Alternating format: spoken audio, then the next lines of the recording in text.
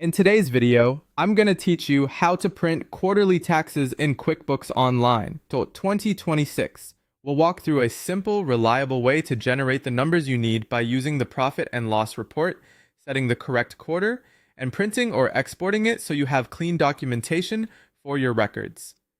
Start by signing in to QuickBooks Online and heading to the Reports area.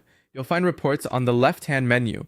This is your hub for financial statements, and it's where we'll pull the profit and loss report that summarizes your income and expenses for the period you choose.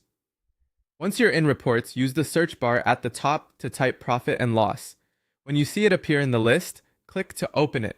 This report is the backbone for many tax calculations because it shows revenue and deductible expenses over time, which is exactly what you need to support quarterly tax estimates.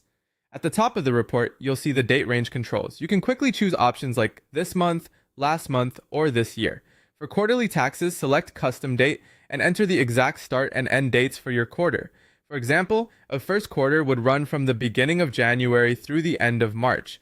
Adjust accordingly for the second, third, or fourth quarter. Take a moment to confirm the dates are correct and that the report header reflects the period you intend to file for. When you're ready, click Run Report to refresh the totals. With the report on screen, you're ready to print.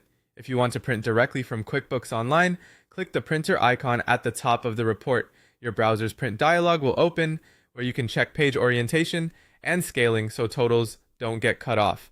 If you prefer a polished copy, you can save or share, click Export, then choose Export as PDF. Open the PDF on your computer, review that the date range and totals look right, and print from your PDF viewer when you're ready. A few quick tips as you finish up. Make sure the quarter on the report matches the tax period you're paying, and keep a copy of the printed or exported report with your quarterly tax payment records for easy reference later. If you frequently file quarterly, consider repeating this process each quarter so your documentation is consistent and complete.